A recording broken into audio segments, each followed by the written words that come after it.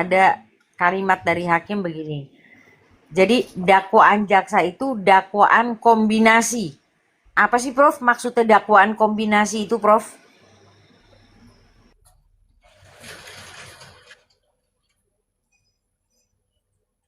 Prof. Iya. Oh iya, udah. Oh iya iya. Iya malam sih, malam Kak Via semuanya, Bang Dede, Bang Alif, Bang Mael, Selamat malam, Bang Mana? Selamat Ivan, malam, Bang Ae. Prof. Prof. Iya. Sorry tadi ada telepon-telepon, jadi apa kita skip dulu soalnya. Iya sih Kak, itu apa namanya? Itu bentuk dakwaan tuh. Ada dakwaan tunggal, ada dakwaan tuh kalau misalkan dia didakwa sendiri berarti ada dakwaan tunggal. Ada namanya dakwaan alternatif, ada dakwaan subsidi, ada dakwaan kumulatif, ada dakwaan kombinasi. Jadi itu memang bentuk-bentuk dakwaan. Kalau kita cari di KUHP memang nggak ada Kak. Adanya di peraturan Jaksa Agung, adanya diatur di situ. Yang kedua juga dia diatur di SEMA, apa bukan SEMA ya, surat edaran Jaksa Agung kaitannya dengan bentuk-bentuk dakwaan. Nah, jadi contohnya begini Kak. Dalam kasus ini kan sebenarnya dia didakwa itu, para terdakwa ini kan didakwa dengan pasal 459. Pasal 459, lalu subsidiarnya itu 458 contoh 458 ayat 1, lebih subsidiar lagi 458 ayat 3 kalau nggak salah.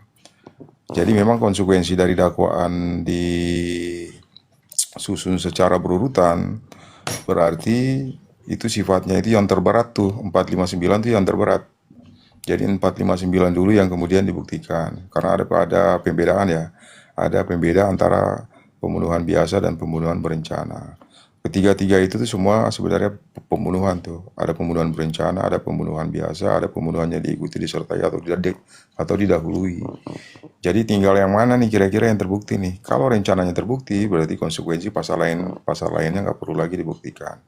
Cuman dalam dakwaan itu sendiri ada dikasih frasa dan, nah, berarti dan itu ada kumulasi dari dakwaan itu sendiri. Jadi tadinya itu dia ada subsidiaritas, lalu ditambahkan frasa dan di situ, berarti bukan cuma dua, tapi juga sudah menjadi tiga. Dannya itu adalah tindak pidana perlindungan anak tadi itu Kak. Jadi kan orang-orang ini kan didakwa 4 pasal tuh secara sekaligus ya. 459, 458, 458 ayat 1, 458 ayat 3, dan Undang-Undang Perlindungan Anak. Itu sih Kak. Berbeda kalau misalkan dakwaannya itu diancamkan secara alternatif. Kalau diancamkan secara alternatif itu biasa pada tipu gelap tuh, tindak pidana penipuan atau penggelapan ya. Nah, itu. Jadi konsekuensi dari kedua itu cukup yang mana yang dibuktikan. Katakanlah kalau misalkan nih penipuannya terbukti, berarti penggelapannya nggak terbukti. Kalau penggelapannya terbukti, berarti penipuannya nggak terbukti. Itu sih Kak, ada juga yang tadi yang kumulatif. Kalau kumulatif itu biasanya dua tuh. Katakanlah begini, ada pencurian, ada juga pemerkosaan. Nah, berarti kalau kumulatif semua pasal itu harus dibuktikan. Baik dia pencurian itu dibuktikan maupun apa namanya pasal pembunuhan atau pasal yang memang didakwakan secara kumulatif tadi. Memang rada ribet sih Kak kalau kita jelasin sih Kak sebenarnya. Itu konsekuensi dari bentuk-bentuk delik sebenarnya. Bentuk delik tuh. Itu sih Kak. Oke, saya langsung sambung aja. Terima kasih. Tidak mungkin bisa dijelaskan, Prof, kalau tidak diawali dengan kecintaan dulu terhadap ilmu hukum. Nah, untuk bisa memperoleh ilmu hukum itu minimal tuh ada di dalam circle bangku kuliah, Prof. Mohon maaf, Prof, izin. Ya, ya. Ya sih sebenarnya sih. Jadi artinya bisa juga itu bisa di bangku kuliah, tapi artinya kita juga bisa riset dari mana-mana ya, katakanlah ya, banyak buku yang bisa kita observasi kan. Tapi kayak tadi kayak Bang Mail tuh, Bang Mile, saya kira itu support bagus sih sebenarnya tuh. Artinya Bang Mile bisa lah ya, 4 tahun tuh nggak lama loh Bang Mile. Itu. Contoh kayak kemarin Bang Ai kan ada baca apa putusan Bang Ai ya. Bang Ai kemarin Iya, baca Prof. putusan. Ya Bang ya. Itu Iya, kan Bang kalau Bang Ai lihat dalam putusan itu isinya tuh teori semua kan? Coba nggak lihat iya, ya. betul. Jadi memang nggak bisa kalau kita baca sesuatu itu nggak bisa kalau ada yang bilang begini, hukum itu hanya dibaca secara hitam putih. Ah, itu keliru tuh. Bagaimana kita mau berpraktek kalau kita nggak punya basis teorinya, basis pengetahuannya? Kan susah. Nah, Bahkan kita untuk meriset yang namanya putusan itu nggak mungkin. Kemarin kan Bang Ai nah, bilang di situ tuh unsur kesalahan ya, kesalahan. Kesalahan itu bahkan ada dua. Lalu dalam kesalahan itu juga ada namanya corak. Kalau misalkan dibagi dua berarti ada kesengajaan, ada kealpaan. Kesengajaan ini pun sebenarnya ada coraknya. Makanya kemarin Bang Ai pakai bahasa Belanda kalau nggak salah ya, opzet al ohmar. iya. Opzet al ohmar yang kedua itu Sayangnya dia nggak objektif. baca itu, Prof. Nggak Ini. bisa, Prof. Lidahnya lidah Ah, Jawa, Prof. iya. Pas pas pakai Melintir ya? bahasa Belanda dilewatin, wah ngaco ini. Bang Ai bisanya begini, Mister. Bang Ai bisa magnet mahwel, mata genit mulut bawel. Nah, kan Tapi bisa kalau dia. Nah, eh, itu. tapi kalau yang dia bunyikan mengenai yang itu langsung bilang Oke. Terima kasih, Prof. Itu Iya, penjelasan bagus, Prof. Terima kasih. Jadi Mbak Jelita itu sadari dulu. Jadi untuk mendapatkan teori itu di situ. Walaupun kamu browsing, tapi kalau kamu nggak dapat teorinya, kamu browsing sampai melek matamu tuh loh. Apalagi tidur, melek aja lo belum tentu bisa. Apalagi tidur, ya nggak? Oke, oke. Tapi di sini teman-teman, simak saya nih. Ini bisa dibuktikan kok. Saya ngomong nih. Hakim itu lebih mempercayai kemarin itu sarana-sarana yang dibacakan tetek bengek itu. Nanti setelah ini baru kita akan ulas lagi ya, Bang Ae sama Bu Jelita. Saya bisa buktikan begini kepada teman-teman semua, dengarkan saya. Ya, bila Anda tidak mendengarkan juga nggak apa-apa. Tetapi jika Anda mendengarkan maka Anda akan tahu yang sejatinya. Teman-temanku semua bahwa hakim mengambil alasan sebagai suatu pertimbangan untuk menjatuhkan hukuman kepada terdakwa ini bukan dari alat bukti yang dihadirkan oleh jaksa semula. Justru semuanya ini adalah alat bukti tambahan, susulan, dan yang diperbaiki. Saya bisa buktikan, kan. Apa? Salah satu di antaranya adalah Palu. Palu itu disebut beberapa itu bahwa ini sebagai ini. Padahal itu munculnya kapan? Pan. Yang berikutnya adalah toko. Toko itu munculnya kapan? Tidak ada dalam dakwaan. Tapi justru itu yang menjadi alasan untuk pertimbangan menjatuhkan putusan Yang berikutnya adalah CCTV samping toko. Itu kapan? Kapan muncul? Adakah di dalam dakwaan? No. Tapi itu dijadikan alasan pertimbangan untuk menjatuhkan putusan san. Jadi, apa yang saya sampaikan bahwa kasus yang ada di situ adalah janggal, yaitu tadi. Barang yang tidak ada itu hakim bisa menunggu. Padahal dakwaan sudah dibacakan, hakimnya nunggu. Lah bukti ono baru dijadikan sebagai dasar mengambil keputusan san. Bener apa ora? Jel. Mister. Aja mau ngomong bener toh. Kenyataan harus berdasarkan fakta. Benar, Mister. Karena itu ada di dalam pertimbangan hakim, Mister. Ada di surat putusan itu ada itu. Nah. Oke.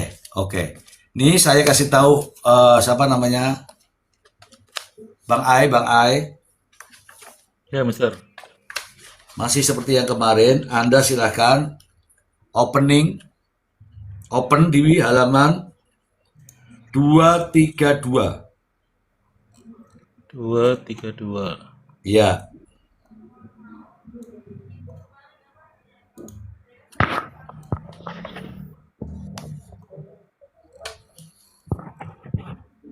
Ya, Sofian.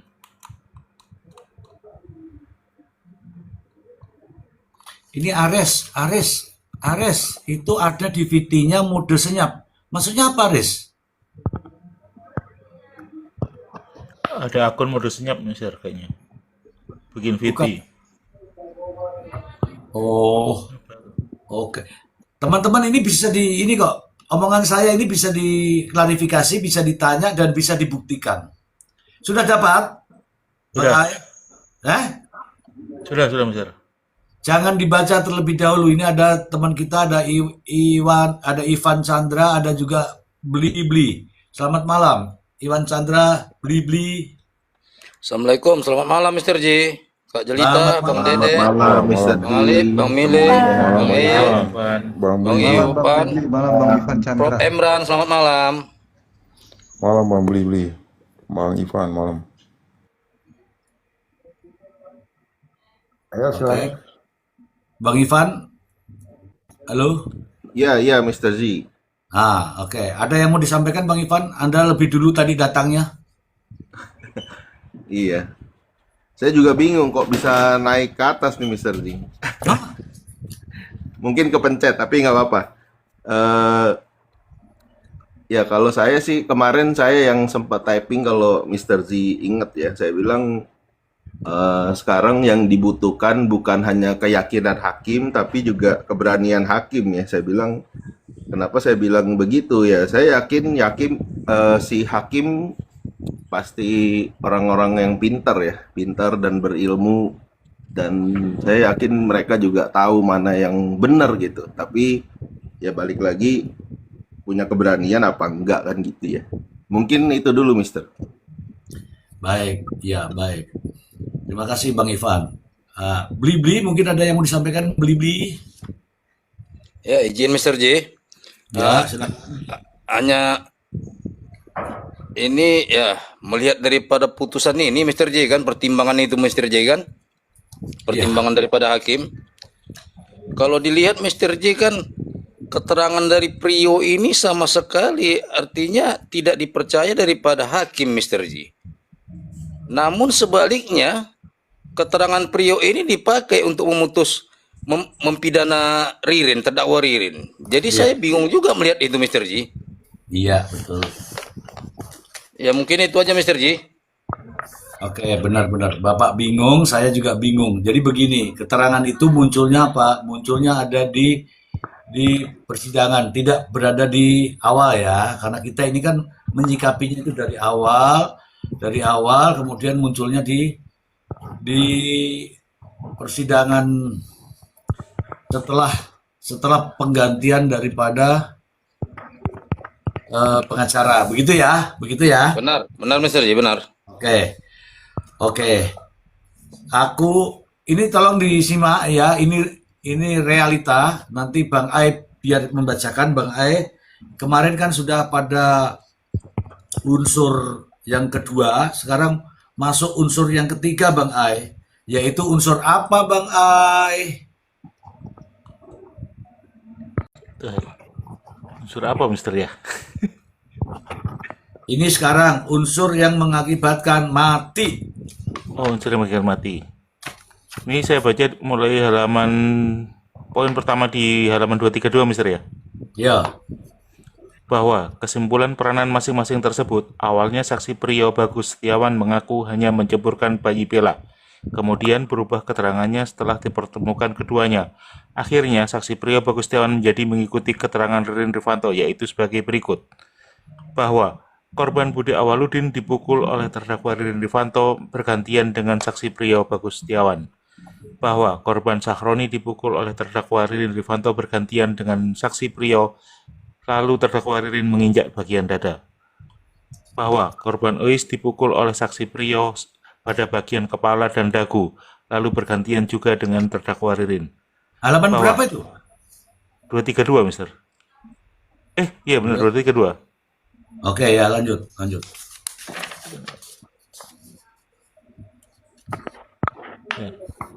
Ya bahwa lanjut. korban Ratu Khairunisa dipukul oleh terdakwa Ririn sedangkan saksi Priyo tidak ikut melakukan. Bahwa korban Bella diceburkan oleh saksi Priyo ke bak mandi.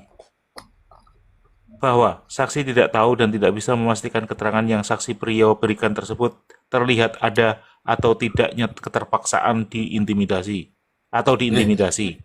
aku tadi bilang bilang tiga 323 tiga apa 232, Mister? 323 kok bisa sampai ke situ? Alah, ampun. Lah, Bentar. lu piye ki? Mister bilangnya Iya. 232 tadi. Hah? Mister tadi bilangnya 232. Aku sudah jelas-jelas bilang 323 lo, kamu masih menyangkal lagi. Aduh, soalnya saya ingetnya gini, wah aku nggak ngeprint 232 nih. Gitu. Coba lihat bukti Bukan, CCTV. bukan begitu. 232. 323. 323. Yo, Makanya kok unsur bingung saya. F 3, 2, unsur yang mengakibatkan mati. 10 teman lagi. 323. Bentar. Harusnya scroll nih, Mister. 326, 324, 323, oke. Unsur yang mengikat mati. Ya, Menimbang bahwa secara umum yang mengakibatkan mati adalah tindakan atau peristiwa yang menyebabkan hilangnya nyawa secara permanen. Dalam ilmu kedokteran, kematian didefinisikan sebagai penghentian permanen dari semua fungsi biologis vital, khususnya hilangnya fungsi batang otak, pernafasan, dan sirkulasi darah tanpa peluang untuk dihidupan kembali. Sementara proses kematian dibagi menjadi 2 fase, yaitu mati klinis, yaitu berhentinya fungsi pompa jantung dan pernafasan, dan fase mati biologis, yaitu kondisi mutlak di mana sel dan jaringan tubuh telah mati. Menimbang bahwa pada tempat dan waktu peristiwa sebagaimana dimaksud dalam fakta hukum in casu, maka saksi Priyo berperan mengambil palu yang telah dipersiapkan dari kendaraan dan menyerahkannya kepada terdakwa Ririn, yang selanjutnya menggunakan palu tersebut untuk melakukan pemukulan terhadap korban Budi Awaludin di toko Budi Awaludin. Kemudian terdakwa Ririn bersama dengan saksi Priyo secara bersama-sama melanjutkan perbuatannya dengan memasuki rumah korban menggunakan kunci yang telah dikuasai, melakukan tindakan terhadap korban Haji Sahroni hingga tidak berdaya. Selanjutnya, terdakwa Ririn bersama dengan saksi Priyo kemudian masuk kamar korban Ois yang pada saat itu sedang tidur bersama anak korban Ratu dan anak korban Bella. Menimbang bahwa setelah berada di dalam kamar tersebut, terdakwa Ririn dengan menggunakan alat berupa palu besi yang sebelumnya telah dipersiapkan, melakukan pemukulan terhadap korban Ois sebanyak 2 kali pada bagian kepala dan 1 kali pada bagian dagu sehingga korban tidak berdaya. Menimbang bahwa selanjutnya terdakwa Ririn dengan menggunakan palu yang sama melakukan pemukulan terhadap anak korban Ratu pada bagian kepala sebelah kanan atas sebanyak 2 kali, sehingga mengakibatkan anak korban Ratu menjadi tidak berdaya. Sementara dalam waktu dan tempat yang sama, saksi Priyo turut melakukan perbuatan terhadap anak korban Bella dengan cara mengambil anak korban Bella dan membawa korban ke kamar mandi, kemudian meletakkan anak korban Bella ke dalam bak berisi air, hingga mengakibatkan anak korban Bella tidak berdaya, hingga kemudian ulangi dulu yang ini. Ada kata-kata ini diulangi pelan-pelan dulu ya. Sementara dalam waktu dan tempat yang sama, saksi Priyo turut melakukan perbuatan terhadap anak korban Bella dengan cara mengambil anak korban Bella dan membawa korban ke kamar mandi. Kemudian meletakkan anak korban Bella ke dalam bak berisi air hingga mengakibatkan anak korban Bella menjadi tidak berdaya. Hingga kemudian terdakwa bersama-sama dengan saksi Priyo menguburkan seluruh para korban. Iya, ini rada halus ya teman-teman ya ceritanya. Kalau yang tadi tuh jedus, kalau sekarang ini halus nih. Ya, halus. Saya baca ulang ya. Kemudian meletakkan korban Bella ke dalam bak berisi air hingga mengakibatkan anak korban Bella menjadi tidak berdaya hingga kemudian terdakwa bersama-sama dengan saksi Priyo menguburkan seluruh para korban. Nah, ini halus di sini ya. Jadi menenggelamkan itu nggak ada, tapi meletakkan ke dalam bak yang berisi air. Halus sekali nih bahasanya nih. Mantap ini. Lanjut. Menimbang.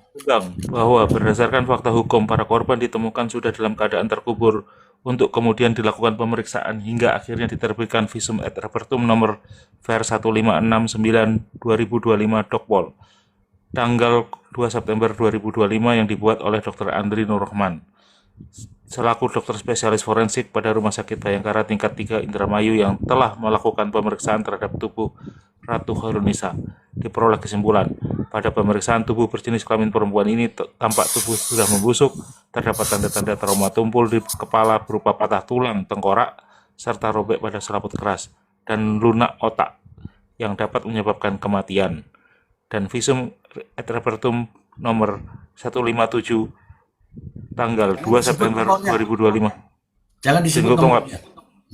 nomor VER di 157/9/2025/Dokpol tanggal 2 September 2025 yang dibuat dan ditandatangani oleh kekuatan sumpah jabatan oleh Dr. Andri Nurrohman selaku dokter spesialis forensik pada Rumah Sakit Bayangkara tingkat 3 Indramayu yang telah melakukan pemeriksaan terhadap tubuh Bella. Diperoleh kesimpulan, pada pemeriksaan tubuh berjenis kelamin perempuan ini tampak tubuh sudah membusuk, sebab pasti kematian tidak dapat ditentukan. Dilakukan pemeriksaan histopatologi anatomi terhadap jaringan tulang tengkorak, kulit kepala, bagian dalam, paru-paru, jantung, dan hati dengan hasil pemeriksaan jaringan paru-paru, jantung, dan hati telah mengalami pembusukan lanjut sehingga tidak memungkinkan penilaian gambaran penyakit maupun tanda-tanda mati lemas. Pada tulang tengkorak tidak dijumpai pendarahan yang jelas ataupun bagian tulang yang mati atau nekrotik. Pada kulit kepala bagian dalam tampak pelebaran pembuluh darah dan kesan terdapat keluarnya sel darah merah dari pembuluh darah, ekstravasi eritrosit. Pada jaringan ikat dan lemak bawah kulit tanpa adanya reaksi peradangan akut ataupun kronis. Terdapat tanda-tanda trauma setelah kematian berupa luka terbuka pada kulit kepala dan punggung. Menimbang bahwa majelis hakim berpendapat serangkaian perbuatan terdakwa bersama-sama dengan saksi Priyo, khususnya dalam perbuatan bersama-sama dengan sengaja menguburkan para anak korban dalam keadaan tidak berdaya telah mengakibatkan kepastian hukum tentang penyebab kematian atau hilangnya nyawa anak korban karena ditemukan sudah dalam keadaan membusuk. Dengan demikian, unsur yang mengakibatkan mati telah terpenuhi. Menimbang bahwa karena seluruh unsur di dalam pasal 80 ayat 3 Undang-Undang Nomor 35 2014 tentang perubahan atas Undang-Undang Nomor 23 2022 tentang perlindungan anak jungto, Undang-Undang Nomor 1 Tahun 2026 tentang penyesuaian pidana telah terpenuhi. Sementara majelis hakim telah memperoleh keyakinan atas kesalahan terdakwa, maka berdasarkan hukum untuk menyatakan perbuatan terdakwa telah terbukti secara sah dan meyakinkan bersalah melakukan tindak pidana sebagaimana didakwaan dalam dakwaan kumulatif kedua. Menimbang bahwa terhadap nota pembelaan, pledoi, dan duplik advokat terdakwa yang pokoknya memohon kepada majelis hakim agar menyatakan terdakwa Ririn tidak terbukti secara sah dan meyakinkan bersalah melakukan tindak pidana sebagaimana seluruh dakwaan penuntut umum, dengan alasan bahwa berdasarkan sudut pandang fakta hukum tidak dapat dibuktikan adanya niat jahat mens rea, tidak terdapat permasalahan antara terdakwa dengan para korban, tidak terbukti adanya motif yang melatar belakangi perbuatan terdakwa, serta tidak terbukti adanya unsur turut serta dalam melakukan tindak pidana, maka majelis hakim akan mempertimbangkan sebagai berikut. Menimbang bahwa pembelaan merupakan hak terdakwa dan advokatnya untuk mengemukakan segala alasan bantahan maupun pendapat hukum guna membela kepentingan terdakwa. Namun, terhadap seluruh alasan pembelaan tersebut tetap harus dinilai berdasarkan fakta hukum yang terungkap di persidangan, alat bukti yang sah sebagaimana ditentukan dalam hukum acara pidana, serta keyakinan majelis hakim. Menimbang bahwa mengenai pendapat hukum advokat terdakwa yang menyatakan tidak terbukti adanya niat jahat dari terdakwa, untuk melakukan tindak pidana terhadap para korban, majelis hakim berpendapat bahwa niat atau kehendak batin seseorang tidak dapat dinilai semata-mata dari pengakuan terdakwa atau adanya pernyataan bahwa terdakwa tidak memiliki niat jahat, melainkan harus dinilai dari rangkaian perbuatan nyata yang dilakukan sebelum, sesaat, dan setelah terjadinya tindak pidana. Menimbang bahwa berdasarkan fakta hukum yang telah dipertimbangkan sebelumnya, terdakwa Ririn bersama saksi Prios terlebih dahulu telah melakukan kesepakatan untuk melakukan pembunuhan terhadap keluarga Budi dengan tujuan mengambil harta benda korban. Kemudian dilanjutkan dengan tindakan persiapan berupa penyediaan alat yang akan digunakan untuk melakukan tindak pidana, yaitu mempersiapkan palu besi dan yang gagangnya telah dipotong agar mudah digunakan. Menimbang bahwa perangkaian tindakan tersebut menunjukkan bahwa perbuatan terdakwa bukan merupakan tindakan spontan atau akibat keadaan yang tidak terkendali, melainkan merupakan suatu rangkaian tindakan yang dilakukan secara sadar, terarah, dan telah dipersiapkan sebelumnya. Menimbang bahwa terhadap pendapat hukum advokat terdakwa yang menyatakan tidak terdapat permasalahan antara terdakwa dan para korban, majelis hakim berpendapat bahwa ada atau tidaknya hubungan permasalahan pribadi antara pelaku dan dengan korban bukan merupakan unsur yang harus dibuktikan dalam perkara akuo. Menimbang bahwa hukum pidana tidak mensyaratkan adanya hubungan konflik, permusuhan, atau perselisihan sebelumnya antara pelaku dan korban untuk dapat menyatakan seorang terbukti melakukan tindak pidana. Sepanjang unsur-unsur tindak pidana telah terpenuhi berdasarkan alat bukti yang sah, maka ketiadaan hubungan permasalahan sebelumnya antara terdakwa dan para korban tidak menghapuskan pertanggungjawabkan pidana terdakwa. Menimbang bahwa mengenai pendapat hukum advokat terdakwa yang menyatakan tidak terdapat motif yang jelas dalam perbuatan terdakwa, majelis hakim berpendapat bahwa motif bukanlah unsur utama yang menentukan terbukti atau tidaknya suatu tindak pidana, sepanjang unsur-unsur delik yang didakwakan telah terpenuhi. Menimbang bahwa dalam perkara akuo berdasarkan fakta hukum yang terungkap di persidangan, tujuan terdakwa dan saksi Prio melakukan perbuatan tersebut telah terlihat dari adanya tindakan mengambil barang-barang milik korban setelah para korban dibuat tidak berdaya, antara lain telepon genggam, laptop, perhiasan, kendaraan, serta penggunaan identitas korban untuk kepentingan penguasaan harta benda korban. Menimbang bahwa tindakan-tindakan tersebut merupakan fakta objektif yang menunjukkan adanya kehendak untuk menguasai barang milik korban secara melawan hukum, sehingga alasan bahwa tidak terdapat motif yang dapat dibuktikan tidak beralasan menurut hukum. Menimbang bahwa selanjutnya terhadap pendapat hukum advokat terdakwa mengenai tidak terbuktinya unsur turut serta dalam perbuatan terdakwa, majelis hakim berpendapat bahwa unsur turut serta tidak hanya dilihat dari siapa yang melakukan tindakan fisik secara langsung terhadap korban, tetapi juga harus dilihat dari adanya kerjasama yang erat, kesamaan kehendak, serta kontribusi masing-masing dalam mewujudkan tindak pidana. Menimbang bahwa berdasarkan fakta hukum di persidangan, terdakwa Ririn bersama saksi Prio sejak awal telah melakukan kesepakatan untuk melakukan tindak pidana, mempersiapkan alat yang digunakan, menentukan cara pelaksanaan, mendatangi lokasi korban secara bersama-sama, serta melaksanakan peran masing-masing pada saat tindak pidana berlangsung. Menimbang bahwa saksi Prio berperan antara lain mempersiapkan dan menyerahkan alat berupa palu yang digunakan oleh terdakwa, membantu menguasai akses menuju rumah korban, turut melakukan tindakan terhadap anak korban Bella, membantu mengambil barang-barang milik korban, serta bersama-sama dengan terdakwa melakukan tindakan setelah kejadian berupa membawa, memindahkan, dan menguburkan para korban. Menimbang bahwa sementara itu terdakwa Ririn berperan langsung melakukan pemukulan terhadap para korban menggunakan palu yang telah dipersiapkan, melakukan kekerasan terhadap anak Ratu Khairunisa, serta bersama-sama dengan saksi Prio melakukan penguasaan terhadap harta benda korban dan upaya menghilangkan jejak perbuatannya. Menimbang bahwa rangkaian tersebut terlihat adanya hubungan kerjasama erat dan kesatuan kehendak antara terdakwa dengan saksi Prio, sehingga tidak dapat dinilai sebagai tindakan masing-masing secara terpisah, melainkan merupakan satu rangkaian pelaksanaan tindak pidana secara bersama-sama. Menimbang bahwa terhadap seluruh pendapat hukum advokat terdakwa yang menyatakan terdakwa tidak terbukti melakukan tindak pidana sebagaimana dakwaan penuntut umum, majelis hakim berpendapat bahwa pendapat hukum tersebut lebih merupakan bentuk penilaian sepihak terhadap fakta persidangan yang telah dipertimbangkan oleh majelis hakim. Menimbang bahwa majelis hakim telah mempertimbangkan seluruh alat bukti yang diajukan di persidangan berdasarkan kaidah pasal 235 KUHP dan dari seluruh alat bukti tersebut telah membentuk fakta-fakta hukum yang mengungkapkan bahwa terdakwa telah melakukan perbuatan sebagaimana yang didakwakan oleh penuntut umum. Menimbang bahwa karena seluruh unsur tindak pidana dalam dakwaan penuntut umum telah terbukti secara sah dan meyakinkan menurut hukum, maka alasan-alasan pembelaan dan duplik advokat tersebut tidak beralasan hukum dan harus dikesampingkan.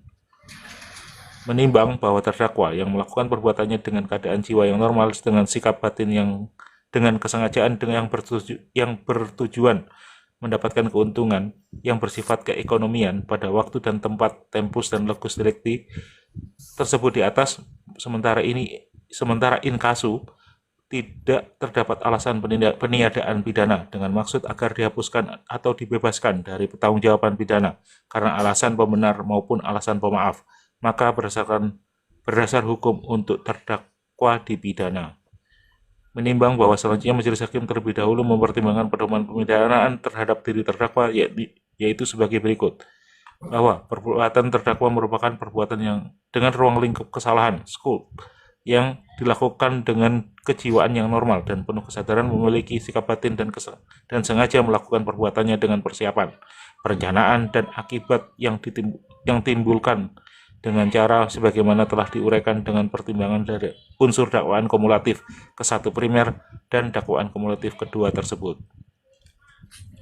Bahwa motif dan tujuan terdakwa adalah untuk mendapatkan keuntungan keekonomian terhadap penguasai harta benda keluarga para korban. Sikap dan tindakan sesudah melakukan tindak pidana adalah berupaya melarikan diri. Terdakwa sudah sepatutnya mendapatkan pengetahuan yang cukup akan sanksi terhadap perbuatannya, terlebih perbuatan terdakwa lebih dominan dibandingkan dengan perbuatan saksi Priyo, meskipun tidak dapat dinilai dengan perbuatan sendiri yang berdiri sendiri. Terdakwa tidak memiliki penghasilan tetap, sehingga keadaan ekonominya menjadi tidak dapat diukur secara empiris. Bahwa pengaruh pidana terhadap masa depan terdakwa adalah terciptanya kesadaran dan keinsafan antara hukuman dan kehidupan masa depan terdakwa. Negara RI merupakan negara hukum, Rechtsstaat. Perbuatan terdakwa di persidangan telah membuat kegaduhan dan memberikan presiden negatif terhadap penegakan hukum. Hukum tidak hanya bertindak sebagai instrumen untuk menghukum masyarakat, tetapi juga berfungsi sebagai payung pelindung sekaligus batas kewenangan bagi aparat penegak hukum, seperti polisi maupun penuntut umum, jaksa, dalam melaksanakan tugas, termasuk melakukan tindakan represif yang sah. Demikian pula terhadap advokat yang kedudukannya diatur dalam KUHAP. Bahwa terdakwa berupaya melarikan diri. Terdakwa belum pernah dihukum. Nilai hukum dan keadilan yang hidup dalam masyarakat adalah menimbulkan dampak psikologis yang memicu rasa takut. Tunggu dulu. Ya. Ada tulisan di situ bahwa terdakwa berupaya melarikan diri, terus? Kemudian berikutnya terdakwa belum pernah dihukum. Nah, stop di situ. Artinya apa, teman-teman? Artinya yang kaitannya dengan residivis itu framing ya, teman-teman ya. Framingnya sudah dibuat. Ya. Oke, lanjut deh. Nilai hukum dan keadilan yang hidup dalam masyarakat adalah menimbulkan dampak psikologis yang memicu rasa takut, kekhawatiran yang mendalam, dan terusiknya ketenangan bermasyarakat, menimbulkan degradasi moral, karena tindakan menghilangkan nyawa satu keluarga termasuk anak-anak atau lansia melanggar nilai kemanusiaan yang sangat mendasar dan merusak tatanan serta memicu kemarahan publik yang luas, baik di lingkungan nyata, menjadi perbincangan masyarakat, dan hingga ke ruang sidang pengadilan negeri Indramayu, serta menimbulkan dampak tuntutan keadilan yang kuat yang dengan pendekatan komprehensif untuk mengakomodasi nilai keadilan dan kemanusiaan dinilai mampu memberikan dampak positif bagi seluruh pihak yang terlibat dalam proses pidana. Oke, stop. Silakan. Izin Prof, tadi sudah disampaikan, jadi ada beberapa narasi. Bang Ai mungkin bisa ngambil galon dulu, langsung diangkat galonnya ya.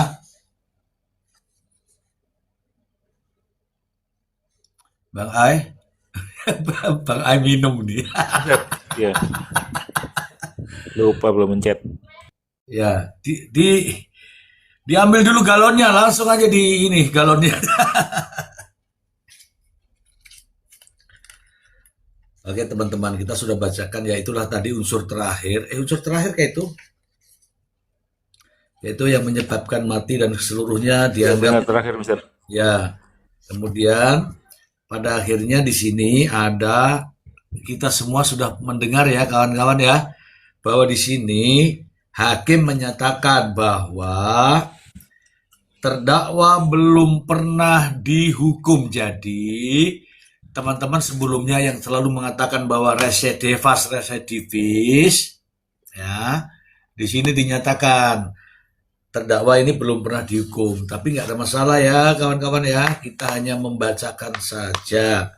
Kita nunggu dulu ya, kita nunggu dulu ya, kita nunggu dulu untuk pembacanya, apakah sudah minum air dingin apa belum. Nanti soalnya ini masih ada sedikit teman-teman, ya sedikitnya itu ada 60 halaman teman-teman, apakah dibacakan lagi teman-teman? Biar kon ai. Kita cerita dulu deh. Ya. Oke, oke. Kita lemparkan dulu kepada kawan-kawan ya. Bang Dede, halo Bang Dede. Oke, Bang Blibli, halo Bang Blibli. Ya, siap Mr. Ji. Sudah dibacakan tuh tadi unsur terakhir. Bagaimana menurut Anda? Apakah masih yakin, mantap, atau bagaimana? Silahkan. Menurut Anda lah ya. Maksudnya terhadap putusan ini Mr. Ji ya. Ya. Ya kalau saya memandang ya tetap aneh juga Mr. J kan. Di satu sisi yang saya ucapkan tadi itu yang masalah yang keterangan Prio itu yang tidak dipercaya, namun keterangan itu juga dipakai namanya untuk memvonis daripada terdakwa Ririn. Nah, dari keterangan ini semua sampai pada yang dibacakan oleh Bang Ayah tadi itu kita melihat itu pada umumnya lokus kedua semua itu Mr. J ya. Ya, itulah yang saya buat kemarin bahwa Tunggu. Sedikit Mr. J, tambah sedikit lagi Mr. J ya. boleh. Di satu sisi saya melihat meringankan terdakwa Ririn ini sama sekali nggak ada ya, termasuk dia belum pernah dihukum pun tidak masuk juga Mr. J ya. Tetap nihil juga Mr. J ya. Iya.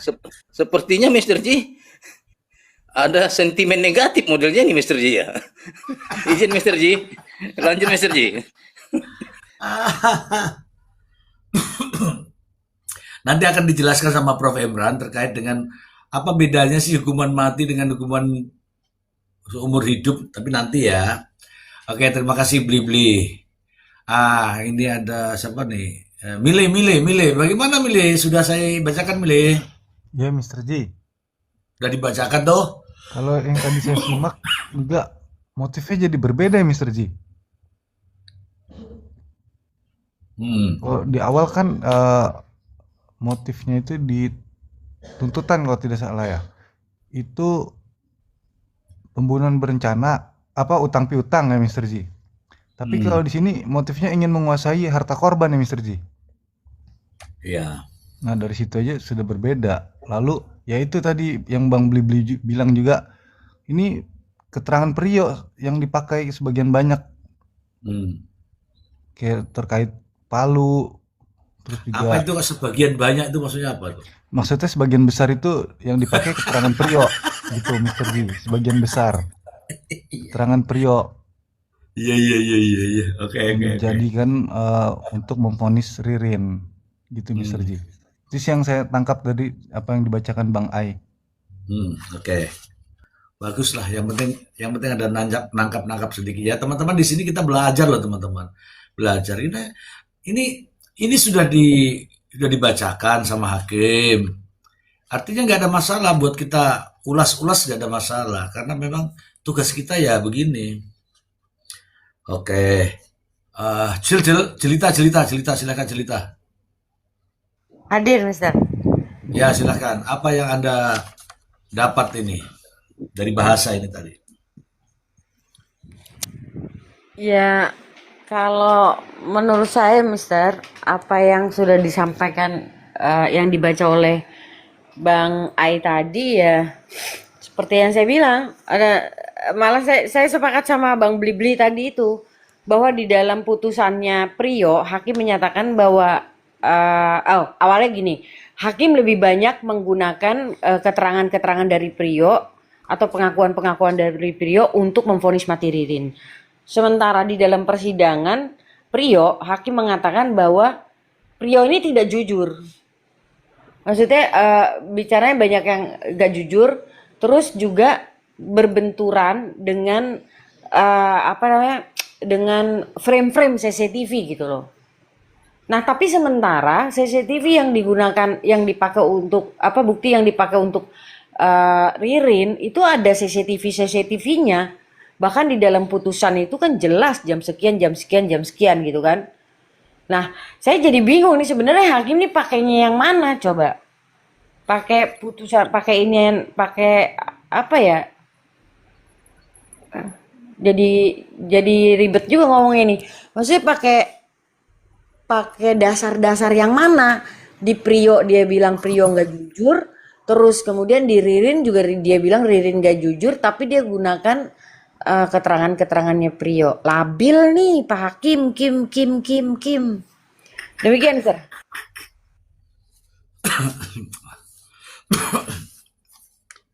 Oke, Bang Ivan, silakan Bang Ivan. Oke, 1, 2, 3 tes mic. Ya, silakan. Ya, selamat malam Mr. G. Jadi tadi udah dibacain Bang Ai ya. Memang agak aneh ya. Saya tadi mikirnya kalau saya jadi Ririn, awalnya didakwa dengan dakwaan apa, terus akhirnya berubah, terus jadi bingung ya Mister ya. Kok jadinya hakim pun juga ikut-ikutan nggak konsisten gitu Mister. Oke. Ya, tapi mudah-mudahan lah ya di tingkat-tingkat selanjutnya kita bisa lihat yang lebih terbuka lagi gitu Mister. Ya. Masih berharap ya Bang Ivan ya. Masih Mister. Oke. Ada Bang Alif Lamim. Silakan Anda. Ya, thank you, Mr. G udah memberikan saya kesempatan untuk bicara, ya kan? Ya. Jadi gini, Mr. G, nanti Mr. G bisa bertanya kepada asisten Mr. G, apakah hukum itu bisa dibuat untuk kejahatan? Nanti bisa Mr. G tanya. Maksud saya begini, Mr. G, saya melihat bahwa peristiwa Pauman ini ada semacam uji coba untuk kasus-kasus berikutnya. Jika kasus ini tertutup, jika kasus ini sudah sesuai dengan apa yang tanda kutip ya mereka inginkan, maka akan dibentuklah kasus-kasus di kemudian hari. Ya mungkin yang bisa lebih canggih daripada ini, yang desainnya lebih sempurna dari ini. Saya mengamati berbagai kasus-kasus yang lain gitu, Mr. G. Semisal kasus Subang dan kasus Duren 3 gitu kan. Di situ ada kesamaan dalam satu unsur ya, peristiwa yang sengaja ditutupi dalam hal CCTV tersambar petir. Itu ada kesamaan. Namun ketika kasus Duren 3 sudah terbongkar, hal itu sudah tidak digunakan lagi. Karena memang publik sudah mengetahui bahwa ketika ada sebuah kasus, ya kan, kemudian tertutup dengan alasan CCTV tersambar petir, pastilah hal ini ada obstruction of justice, itu satu gitu loh. Maksud saya miris ya, saya juga ngeri melihat kalau memang dugaan saya memang betul bahwa kasus ini ada semacam uji coba untuk kasus-kasus berikutnya, saya ngeri gitu loh. Maka dari itu saya berharap kasus ini terbongkar dengan terang benderang gitu misalnya. Kita udah paham lah, orang-orang yang mempunyai akal yang waras ya, yang ya benar-benar nggak gila gitu kan. Kita juga melihat bahwa proses di awal dari penyelidikan dan penyidikan itu memang luar biasa ndableknya. Kan gitu, Mr. G. Hmm. Kenapa saya bisa katakan ndableknya, ya kan? Kok CCTV bisa terpotong-potong? Hakim pun mengatakan seperti itu. Klub sama kan? Kalau misalkan durasi CCTV itu diperlihatkan secara utuh kan kita juga enak. Publik juga bisa melihat, oh iya ini utuh, nggak ada masalah, nggak ada pergerakan yang lainnya, nggak ada yang mencurigakan kan gitu. Nah, lantas dari hal seperti itu kita menduga ini memang sengaja mereka memotong-motong itu untuk menyembunyikan pergerakan. Ya, ini orang yang waras loh yang mengatakan seperti ini, gitu. Karena ini bukan rahasia lagi. Di dalam kasus-kasus yang lain pun seperti itu. Ada obstruction of justice di dalam kasus Subang. Ada banyak sekali OOJ di dalamnya. Duren 3 pun nggak tanggung-tanggung. Orang-orang berpangkat. Ya, jadi seperti itu aja. Saya nggak tahu harus berkata seperti apa lagi, Mr. G. Cuma saya geram sekali ketika hukum ini selalu seperti itu, gitu loh. Lah ini pemimpinya kemana ini loh? Ketika dalam sebuah peristiwa di Lanjut. ini pemimpinya kemana? Kayak kita misalkan di dunia apalah di dunia bisnis apapun ya kan, di dunia pekerjaan apapun, pasti ketika ada hal yang terjadi di dalam suatu pekerjaan, itu mau tidak mau pemimpinnya itu harus bertanggung jawab, harus mengatakan hal yang sebenarnya gitu kan. Ini kayaknya hukum ini aneh bagi saya tuh, geleng-geleng kepala saya gitu. Ya seperti itu aja mungkin, Mr. J. Oke, oke, oke. Terima kasih sudah semua ya tadi ya, sudah ya. Sampai yang itu hitam-hitam juga sudah sebenarnya, tapi tidak menyaut ya. Oke. Oke. Saya bacakan lagi sedikit seuprit mengulang yang tadi. Bunyinya begini. Merusak tatanan serta memicu kemarahan publik yang meluas. Gila nggak? Baik di lingkungan nyata menjadi perbincangan masyarakat hingga ke ruang sidang Pengadilan Negeri Indramayu. Serta menimbulkan dampak tuntutan keadilan yang kuat yang dengan pendekatan komprehensif untuk mengakomodasi nilai-nilai keadilan dan kemanusiaan dinilai mampu memberikan dampak positif bagi seluruh pihak yang terlibat dalam kasus proses pidana ini. Nah ini, Bang Ai mungkin bisa garis bawahi semua itu Bang Ai.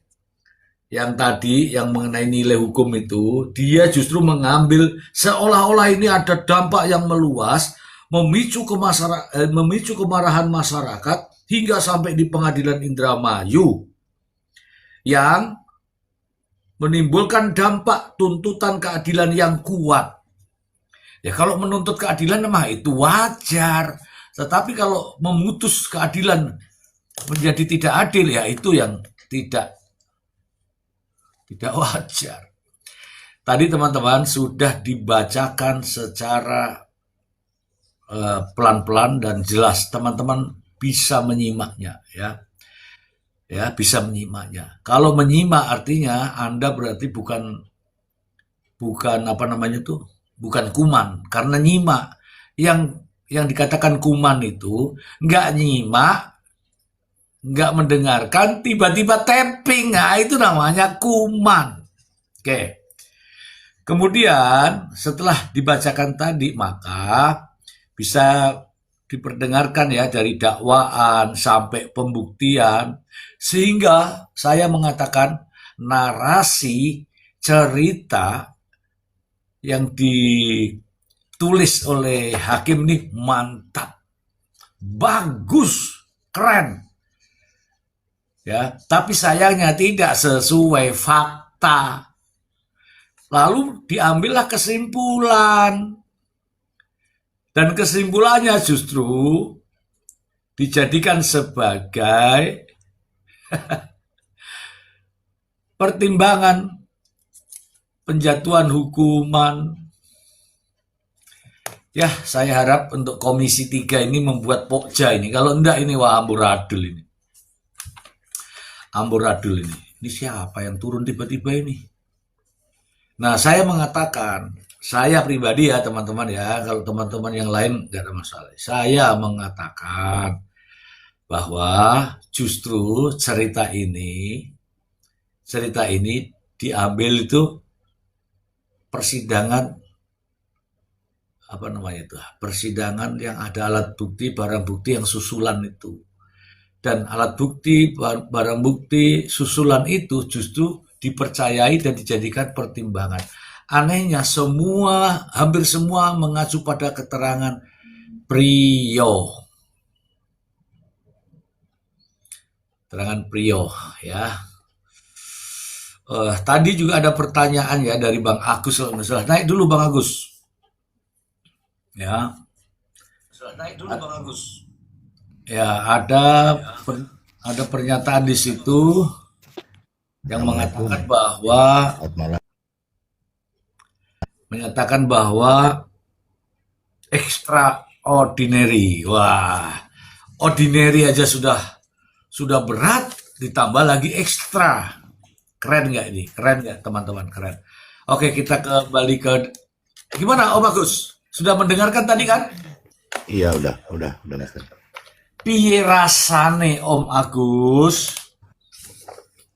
Iya, ini selamat malam semuanya sebelumnya. Ini extraordinary crime kok dipakai coba-coba. Itu aja saya bingung dari kemarin tuh, Mister. Selamat malam. Oke, Prof. Terima kasih Prof. Ini sudah ada ordinary, ada ekstra. Sudah dibacakan semua Prof. Silahkan Prof. Emran.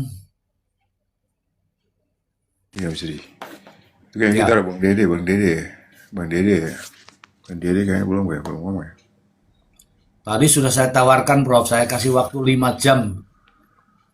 Oh iya. Tadi nggak nyimak. Iya, jadi sebenarnya sih. Lagi kerja. Iya benar. Lagi ngaji malam minggu kali ya. Oh, ngaji. Ya. Silakan Prof. Iya sih, sebenarnya saya sama lah, setuju lah, sepakat lah, nggak beda jauh lah sama teman-teman yang lain lah. Memang ini sepertinya diperoleh dari keterangan si Ririn semua. Sementara kalau kita baca keterangan Ririn kan Priyo. Sementara kalau keterangan Priyo kan terjadi inkonsistensi tuh. Lalu kemudian secara normatif kan kalau misalkan keterangan yang diberikan secara inkonsistensi, maka keterangan itu tidak dapat dinilai sebagai alat bukti kan begitu kan? Ataukah minimal dia itu memiliki kekuatan alat bukti hanya saja yang rendah banget lah Mr. G. Yang dalam konteks hukum itu disebut sebagai tertiary evidence sebenarnya. Nggak bisa dijadikan sebagai keterangan yang kemudian menjerat para si terdakwa. Itu pertama. Yang kedua begini Mr. G. Kalau kita konteksan pada pasal 37 itu sebenarnya 237 berarti keterangan Ririn itu ketika Ririn memberikan keterangan itu terhadap dakwaannya Priyo memberikan keterangan itu terhadap dakwaannya si Ririn sebenarnya Mr. G. Berbeda ketika dia memberikan keterangan terdakwa, itu berbeda gitu loh. Dia mau ngomong apa juga nggak jadi masalah. Tapi ketika dia dihadirkan sebagai saksi, maka harus berlakulah pasal 237 ayat 5 kalau nggak salah ya Mr. Itu harusnya hakim harusnya menerapkan itu. Cuman kelihatannya memang keterangan yang sudah terjadi perubahan itu ya hakim kemudian mengambil itu kan, dan kita juga ngelihatnya ini sesuatu hal yang aneh. Karena apa? Priyo sendiri kan gak dibawa sumpah. Jadi kekuatan pembuktiannya itu menjadi melemah. Kendati pun dia dihadirkan sebagai saksi charge dari si Ririn.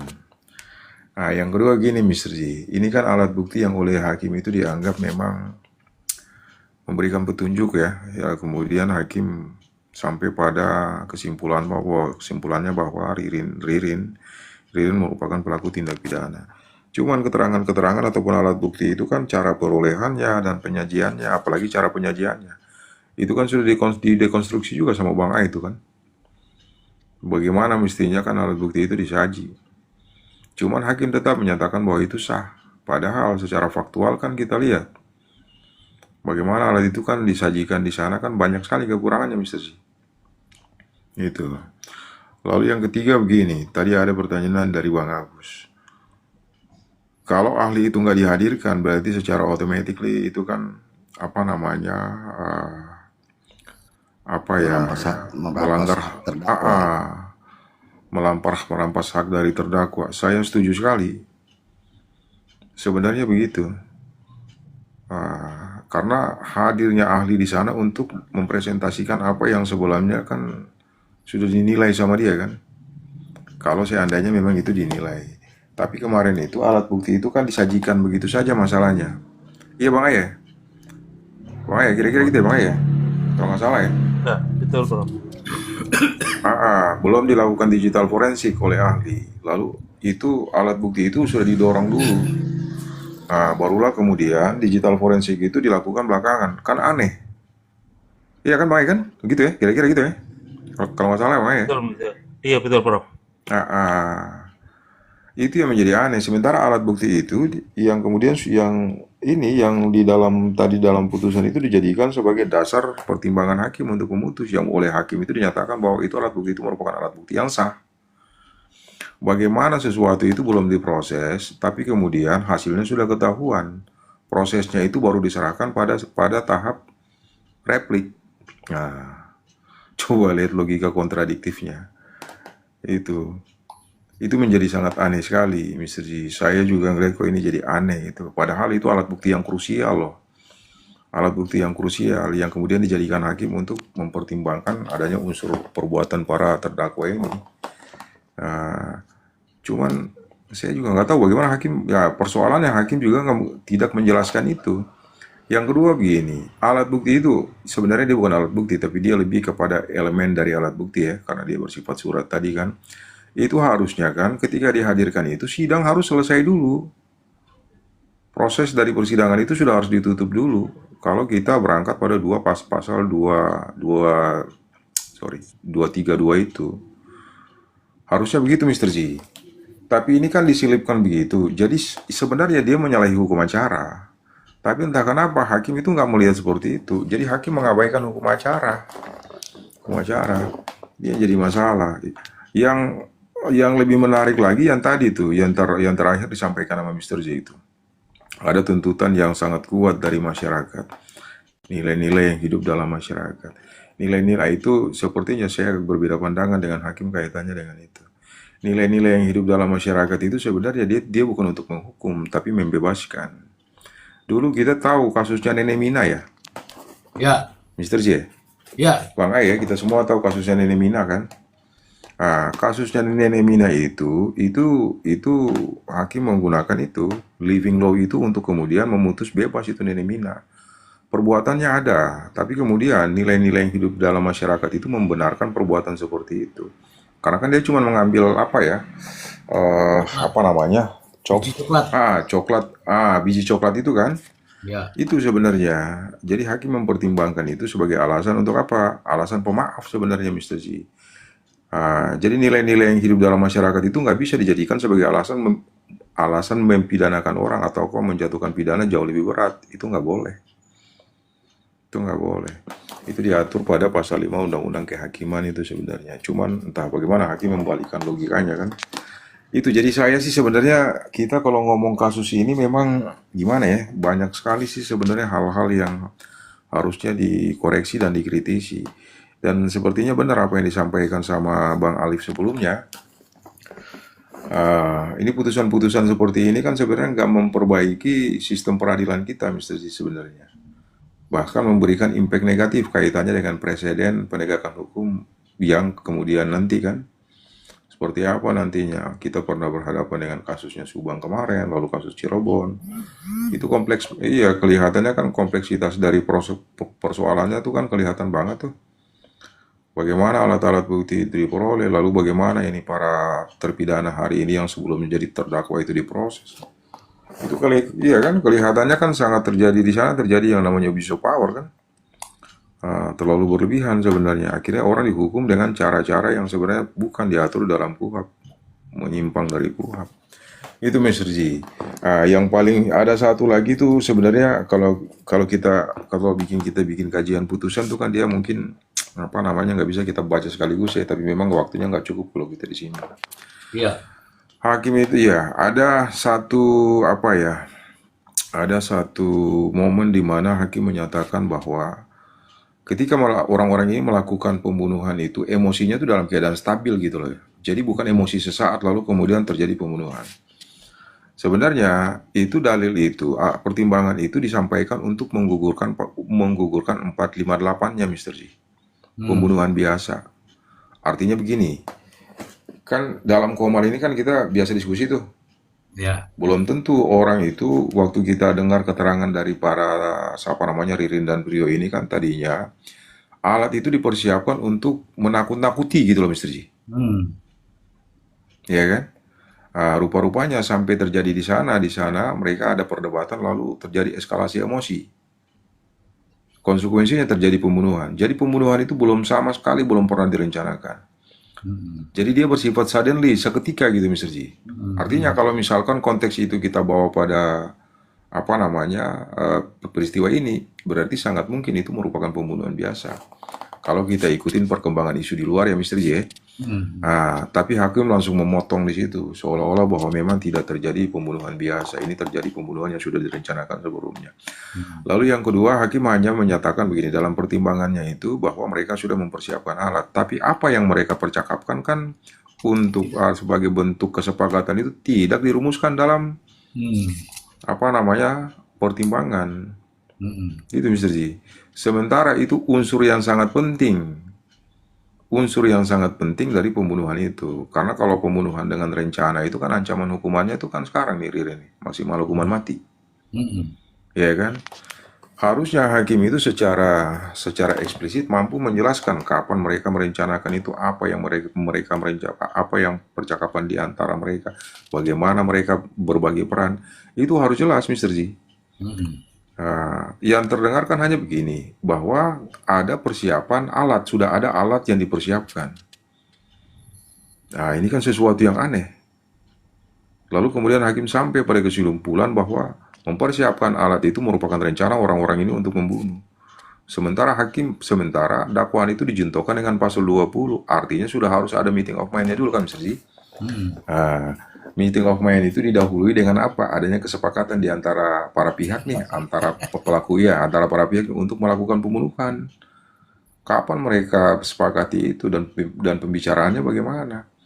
Harusnya itu tertuang dalam pertimbangan putusan kaitannya dengan unsur dengan rencana terlebih dahulu tadi. Tapi memang gak tertuang, jadi saya ngelihatnya ini kok malah seperti ini gitu. Cuma hakim semacam gini Mr. J. Dia jumping to conclusion, kelihatannya begitu.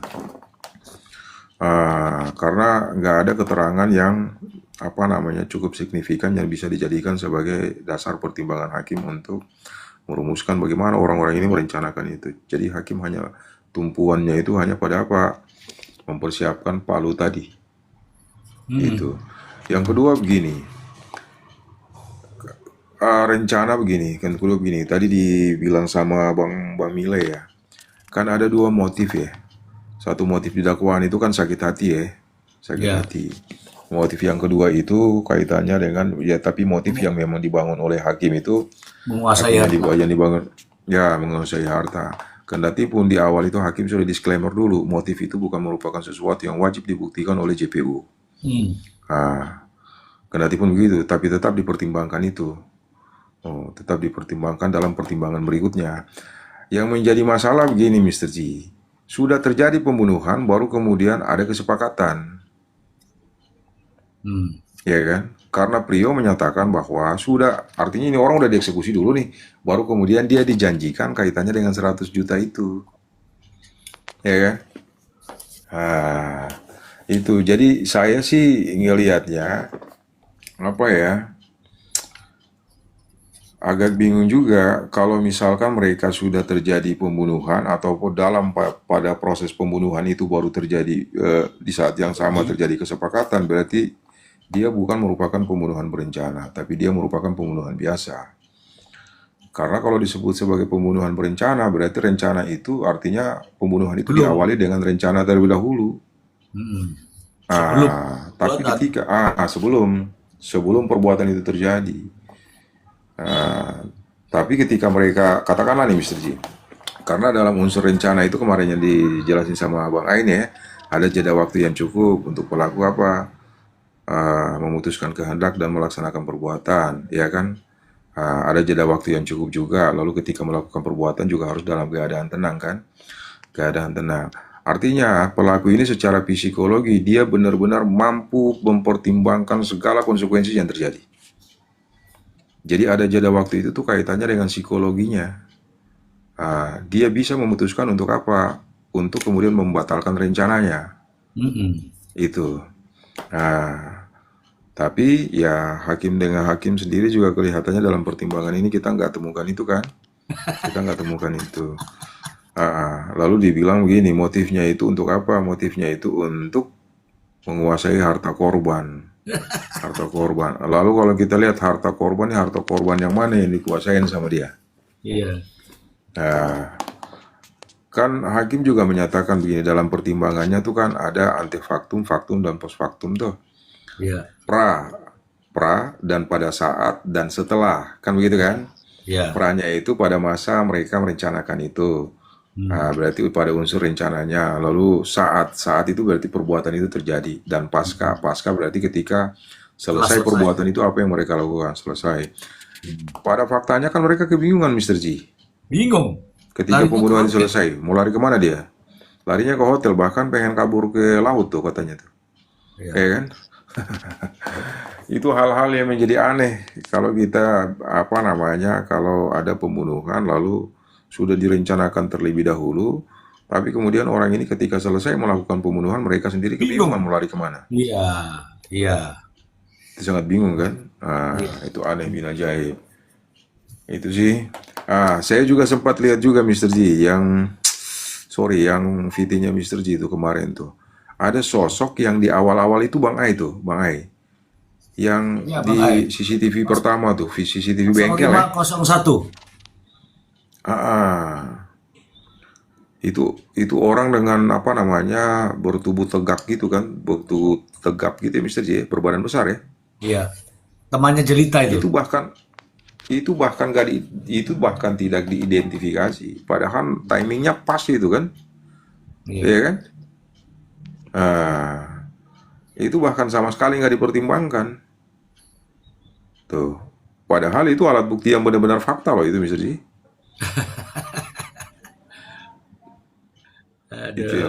Makanya ini banyak hal lah yang menurut saya sih ya begitulah.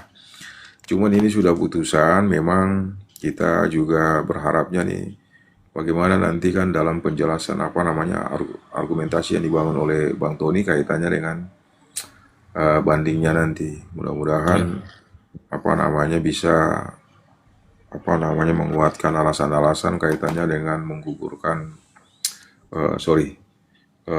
putusan PT ya, putusan PN sebenarnya sih.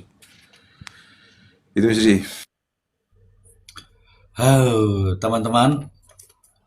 Teman-teman sudah kita bacakan itu semua realita. Semua tergantung daripada teman-teman. Saya tetap mengatakan bahwa kasus yang ini ya janggal.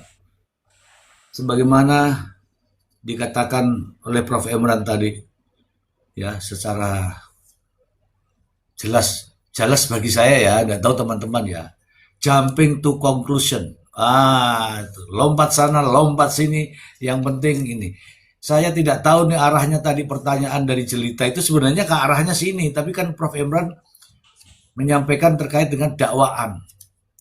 Dakwaannya itu dakwaan kombinasi. Kalau saya mengatakan ini kesimpulan kombinasi antara ada dan tiada.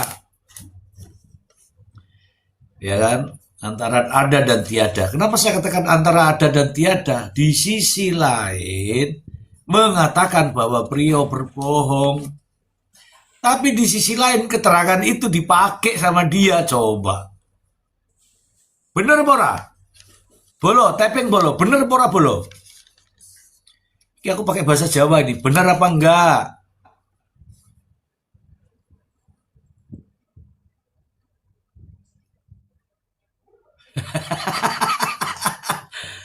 Ini maksud saya begini loh, kan dia Kuhap nih yang ngomong nih, Kuhap yang ngomong. Bener ya bolo ya. Kuhap tuh mengatakan namanya saksi itu harus begini. Kemudian kalau saksi itu kan Priyo itu kan saksi dalam hal ini kan saksi. Priyo menjelaskan di pemeriksaan lain, di dakwaan lain, di kesaksian lain, sampai pledoi pun lain. Itu namanya inkonsisten. Karena inkonsisten itu seharusnya dipakai oleh hakim. Tapi anehnya hakim menggunakan keterangan yang inkonsisten tadi makanya saya mengatakan kalau itu inkonsisten itu dipegang betul sama Pak Hakim dan Pak Hakim berpandangan bahwa pendekatannya adalah pendekatan normatif sesuai dengan KUHAP, nggak begini. Tetapi rupanya ada pernyataan lain. Pernyataan apa tadi ya? Ini saya bacakan nih. Nih, saya bacakan nih, pernyataannya nih. Apa yang terjadi bla bla bla bla ini merusak tatanan serta memicu kemarahan publik yang meluas. Yang meluas itu sampai di mana? Baik di lingkungan nyata menjadi perbincangan masyarakat, bahkan hingga ke ruang sidang pengadilan Indramayu, serta menimbulkan dampak tuntutan keadilan yang kuat. Loh ini nggak ada masalah, ini tidak ada masyarakat yang marah, nggak ada. Masyarakat marah itu karena proses peradilan itu sendiri. Bukan marah karena pelakunya harus dihukum, bukan. Proses peradilannya yang aneh. Kenapa? Karena proses persidangannya, buktinya menyusul, buktinya nanti dulu, buktinya sementara diperbaiki sehingga sidang ditunda. Nah ini kesimpulan dia ini aneh. Jadi ya teman-teman ya, saya mengatakan persidangan Indramayu ini janggal dan Komisi 3 harus membuat pokja, ya kelompok kerja turun cek. Jangan sampai ada kejanggalan-kejanggalan lagi di lain kesempatan. Begitu. Setuju nggak Bolo? Setuju nggak Bolo? Oke. Tapi karena saya lihat juga di sini cuman ada 145,5,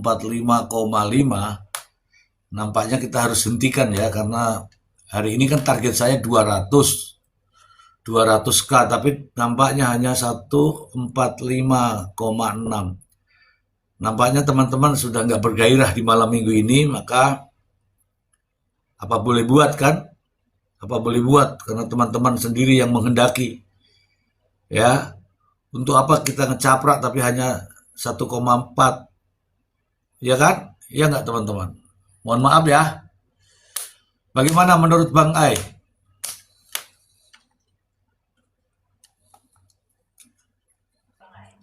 Iya, Mister.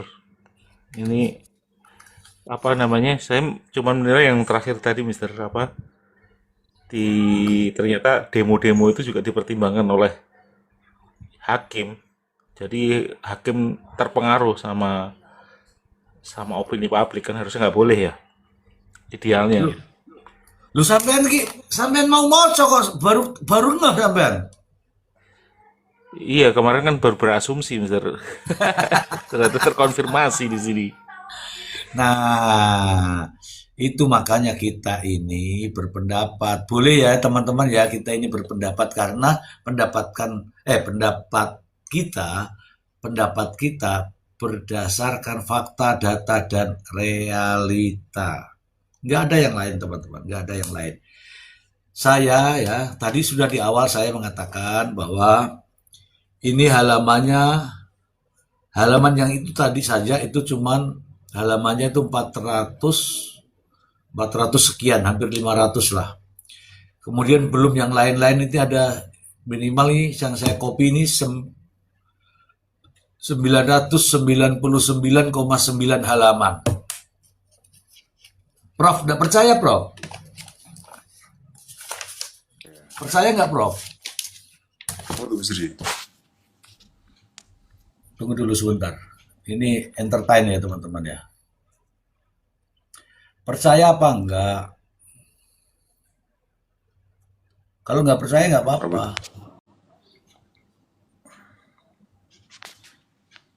Nih, ini Prof. Ini fotokopian ini Prof. Print-printan ini. Jumlahnya ini 999,9 Prof. Wih, 1 JT berarti Mr. J. Bukan, 1000 halaman. 1000 ya, 1000 Ya. 1000 halaman 1 JT Ya. Mr. J. Ya saya sih kan nggak hitung. Jadi ini sebenarnya Prof. Ini dari kiriman teman-teman sendiri melalui bunga-bunga yang dengan Al-Fatihah itu loh Prof. Mawar sama Al-Fatihah loh Prof. Ada mawarnya, ada Al-Fatihahnya. Kemudian saya beli. Kemudian saya print ini. Nah, dari print-printan ini supaya kalau saya ditanya, saya menjawabnya dengan fakta. Jadi bukan asal ngecap gitu loh Prof, ngecap kayak bebek gitu loh Prof. Nah, Donor soalnya ini kan bicara dengan realita. Ini loh teman-teman, ini sebenarnya hasil teman-teman sendiri. Ini adalah arsip. Ada kopian. Ini print-printan dari semua proses persidangan. Ya. Saya print dan biayanya yang tanggung teman-teman melalui apa? Melalui kiriman Al-Fatihah, melalui kiriman bunga-bunga, mawar-mawar yang dikirimkan ke saya bersama dengan Al-Fatihah itu. Nah, ya, ini jujur nih teman-teman nih. Ada kepentingan saya juga di sini. Kenapa? Saya kan kalau ngajar, saya butuh ini. Gitu kan? Sebenarnya ada sih kasus-kasus lain banyak, tapi ini yang terbaru saya katakan. Hakim yang kemarin tuh menggunakan KUHAP, tapi hakim yang ini menggunakan sentimen negatif. Sentimen negatif, kenapa? Karena demo itu dipertimbangkan. Padahal kalau hakim tidak takut demo, aman itu. Bagaimana Bang Ai?